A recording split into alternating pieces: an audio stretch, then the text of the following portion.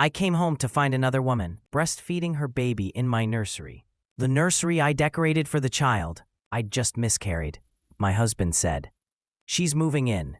You need to leave." Called my father, sobbing. His response, "Don't worry, baby. He just made the biggest mistake of his life."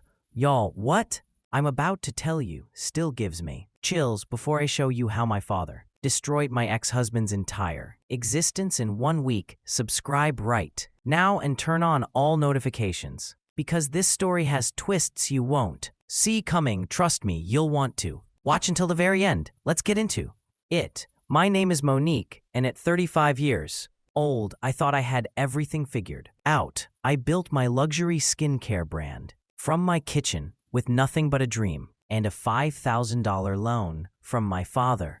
10 years later, my products were in Sephora, in Ulta, shipping internationally. My company was worth $80 million, and every single penny of it came from my blood, sweat, and tears. I was self-made, and I was proud. The mansion was my reward to myself. $40 million cash, perched on a cliff overlooking the ocean. 12 bedrooms, a movie theater, an infinity pool that seemed to pour right into the horizon, and a wine cellar that could make a smellier weep. I spent 2 years working with an interior designer to make it perfect. Every marble countertop, every crystal chandelier, every piece of furniture was chosen by me. This wasn't just a house, it was my sanctuary. It was proof that the little girl who grew up sharing a bedroom with 3 siblings had made it. I met Terrence at a business conference 4 years before everything fell apart. He was an investment banker, fine as hell, smooth talker, and he knew exactly what to say. He pursued me hard, and I fell for it. My father met him exactly once before I told him we were getting serious, and I'll never forget what Daddy said. He shook Terrence's hand, looked him dead in the eye, and later told me that man's handshake is too soft. He ain't built for hard times. Laughed it off. I actually defended Terrence, saying, "Daddy, not everyone grew up struggling like we did. He comes from a different world." I wish I'd listened. We got married after a year of dating, big wedding, 300 guests, everything beautiful and perfect. For the first 2 years, things seemed fine. But by year 3, cracks started forming. We'd been trying to have a baby for months, and every negative pregnancy test felt like another failure. Terrence started changing. He became distant, irritable, always on his phone. Make these little comments that cut deep. Maybe if you weren't so stressed about work, maybe if you acted more like a wife and less like a CEO. My friends noticed he was controlling, but I made excuses. I wanted my marriage to work. Then I got pregnant. It was the happiest day of my life. I decorated the nursery with so much love and hope. Soft yellow walls, custom furniture shipped from Italy, a rocking chair. I spent hours researching to find the perfect one. Every detail mattered because this baby was going to be so loved. Terrence seemed happy too, but something felt off. He was always texting someone, hiding his screen when I walked into the room. At 16 weeks, I started bleeding at work. The panic I felt driving to the hospital, I can't even describe it. They did an ultrasound, and the silence in that room told me everything before the doctor even spoke. I'd lost my baby. The grief swallowed me whole. I couldn't eat, couldn't sleep, couldn't think. And Terrence, he barely comforted me. He actually said, "We can try again. Stop being so emotional." His coldness hurt worse than the physical pain of losing my child. For 2 months after the miscarriage, I was a ghost in my own home. I couldn't bring myself to go into that nursery. My father came by every single day, held me while I cried, and never once said, "I told you so" about Terrence, even though I know he wanted to. Meanwhile, Terrence was working late every single night. I was drowning in grief, and my husband couldn't be bothered to throw me a life raft. 2 months after I lost my baby, Terrence told me he had an important business trip. 4 days, he said. I was still in bed most days, still going to therapy twice a week, still trying to figure out how to exist in a world where my child didn't. My father begged me to come stay with him, but I refused. I needed to start functioning again. I thought I needed to be in my own home. On the 3rd day of Terrence's trip, I came home early from a therapy appointment. That's when I heard it. A baby crying inside my house. I froze in the foyer, my heart pounding, thinking I was losing my mind, that the grief had finally broken something in my brain, and now I was hallucinating. But the crying continued, and it was coming from upstairs from the nursery. I walked up those stairs like I was in a dream or a nightmare. The nursery door was open, and I saw her, a woman I'd never seen before, sitting in the rocking chair that I had bought, breastfeeding a newborn baby. She was using the blankets I'd picked out. She was in the room I decorated for my child, who never got to come home. "Who are you?" I screamed. "What are you doing in my house?" She looked at me so calm, so casual, like she belonged there, and I was the intruder. "Oh, you're home early. I'm Geneva. Terrence told me you'd be gone all day." Before I could process those words, before I could even begin to understand what was happening, Terrence walked into the nursery, carrying baby bottles, not surprised to see me, not apologetic, just annoyed. "Monique, we need to talk downstairs," he said like he was discussing a business meeting. I followed him down in complete shock, my legs moving but my brain unable to catch up with reality. We stood in my kitchen, the kitchen I'd designed, and he told me the truth. Geneva was his girlfriend, not some affair that just happened. She'd been his girlfriend for 3 years. 3 years of our 4-year marriage. The baby, boy, was his son, born 1 month ago. While I was still grieving the baby we'd lost together, "I'm done pretending," Terrence said, his voice flat and emotionless. "Geneva makes me happy. She gave me a son. You lost our baby and became depressing to be around. I've filed for divorce. Geneva and the baby are moving in. This house is too big for one person anyway. I couldn't breathe. This is my house. I bought this with my money." He actually smirked. "Community property state, sweetheart. My lawyer says I have rights." That's when Geneva came downstairs holding the baby and asked Terrence, "Baby, should I put him down in the nursery?" Then she looked at me and smiled. Actually smiled. "I hope you don't mind, but I redecorated a little. Yellow was so boring." That same night, while I was still in the house, Terrence had a locksmith come and change every single lock. He packed one suitcase of my clothes and said the rest would be sorted out in the divorce. The security guards that I hired, that I paid, escorted me off my own property. I stood on my driveway, traumatized and shaking, and watched Geneva holding that baby in the window of my bedroom. My friend had to pick me up from the side of the highway an hour later because I'd pulled over hyperventilating, unable to drive. The next morning, Geneva posted on Facebook pictures of the baby in my nursery with the caption, "Finally home with my boys, blue heart, #blessed, #family first, new beginnings." There was a photo of her kissing Terrence in my master bedroom. She tagged the location with my address. Over 400 people liked it. The comments said things like, "Beautiful family" and "Congratulations, and that house is gorgeous." I wanted to vomit. It got worse. I went to the bank to access my accounts, and they were frozen. Terrence lawyer had filed an emergency motion, claiming I was unstable after my miscarriage and might damage marital property. My own money, the money I'd earned, was locked away from me.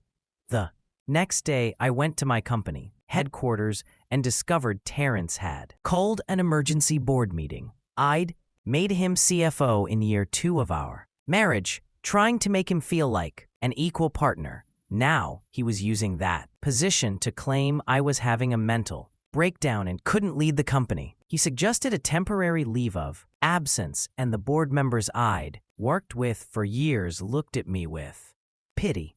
Geneva posted a nursery tour video on Instagram, had to completely redo this space, she said to the camera. The previous decor was so sad and depressing, not the energy my son needs. She filmed herself painting over the yellow walls I'd chosen, throwing the decorations I'd carefully picked into the trash. Out with the old, in with the new, she sang. Then Terrence's family posted photos of Sunday dinner at my mansion. His mother wrote, "Finally, Sunday dinner at our son's beautiful home with his real family. They'd never liked me. Always said I was too independent, too focused on my career. I was staying at my friend's apartment because I couldn't afford a hotel with my accounts frozen.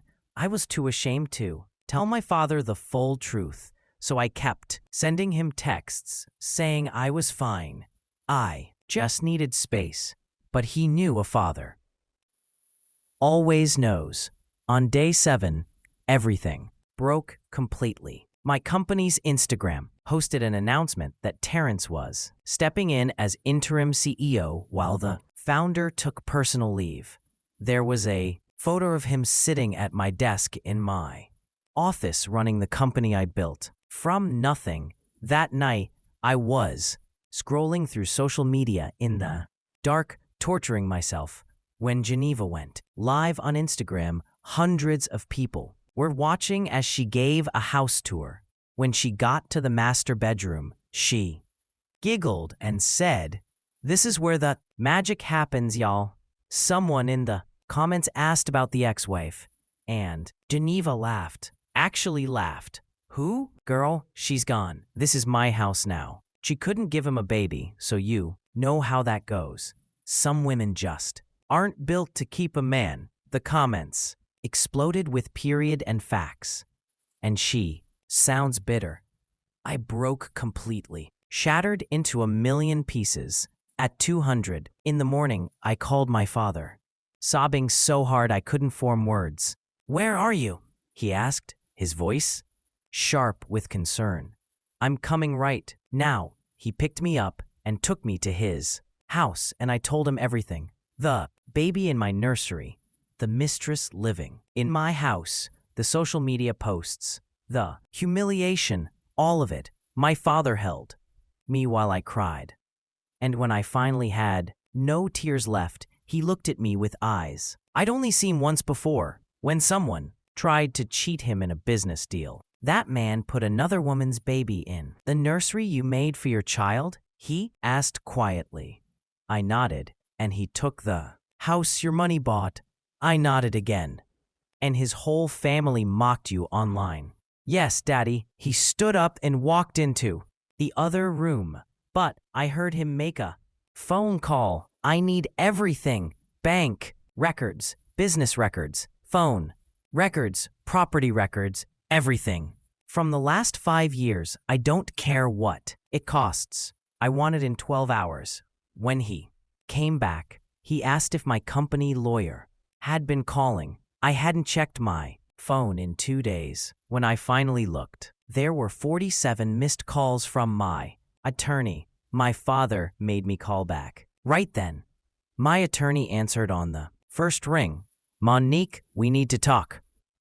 Now, I found something. During a routine audit, he discovered that Terrence had been embezzling from my company $4.3 million over 3 years. Fake vendors, ghost employees, inflated expenses. It was all there. I've reported it to authorities, my attorney said. But there's more. he took out a loan against the mansion without your signature, forged documents. That's when my father revealed who he really was. See, I knew. My daddy was successful, but I didn't know the extent of it. He was the silent owner of the second largest private equity firm in the country. He sat on the board of 12 Fortune 500 companies. His personal wealth was over $2 billion. But he kept a low profile intentionally. I let people underestimate me, he told me. That's my advantage. He made 3 phone calls. The first was to his attorney. I need an emergency custody hearing for that house. My daughter's name is on the original deed. I want them out in 24 hours. The second call was to an FBI contact, white-collar crime. I'm sending evidence of embezzlement and bank fraud. The third was to a private investigator. I want to know everything about Geneva. Everything. 12 hours later, the investigator called back with information that made my jaw drop. Geneva was married to someone else, still legally married. Her marriage to Taryn wasn't even valid. The baby's birth certificate listed Terrence as the father, but Geneva had filed for state benefits, claiming unknown father, welfare fraud. And this wasn't her first time doing this. She'd done it with 3 other men, had 3 other babies. She was a professional con artist. My father contacted Geneva's legal husband, who'd been looking for her ever since. She stole $50,000 and disappeared. He wanted to press charges. My father's attorney filed an emergency motion presenting all the evidence. Taryn's embezzlement, the fraud, Geneva's schemes. A judge ordered an immediate hearing. The next morning, Terrence walked into that courtroom, confident and smiling. Geneva came with the baby, playing the victim perfectly. His attorney started talking about how I'd been unstable since my unfortunate miscarriage, but my father's attorney stood up and said, "Your Honor, I have evidence that will be relevant." He presented everything: the bank fraud, the embezzlement documents, the forged loan papers, Geneva's existing marriage certificate, her welfare fraud, her history with 3 other men. I watched Taryn's face drain of all color. Geneva tried to run for the door, but marshals blocked her path. The judge said, "Mr. Johnson, you are under arrest for embezzlement and fraud." Geneva was arrested for bigamy, fraud, and welfare fraud. The baby was taken by child services and a paternity test was ordered. As they handcuffed Terrence, he looked at me with panic in his eyes. "Monique, please, I can explain." But my father stepped forward, and his voice was cold as ice. "You put your mistress in my daughter's nursery. The nursery she decorated for her baby, my grandbaby, that she lost. You made the worst mistake of your life, son." Terrence was led away in handcuffs. Geneva was screaming, and the baby was crying. The judge ruled that the house was immediately returned to me. All my accounts were unfrozen. Terrence owed me $4.3 million in restitution, and all his assets were frozen. My company was returned to my control. That afternoon, police escorted me back to my mansion. Taryn's family was there packing, and his mother tried to apologize. "We didn't know, but my father cut her off. You mocked my daughter online. You celebrated her pain. Get out." They left in shame. Geneva's social media was deleted, her account suspended, but screenshots were everywhere. News outlets picked up the story. Everyone who'd congratulated her was now condemning her. Taryn's career was destroyed. The investment bank fired him, and he was facing 7 to 10 years in prison and the paternity test.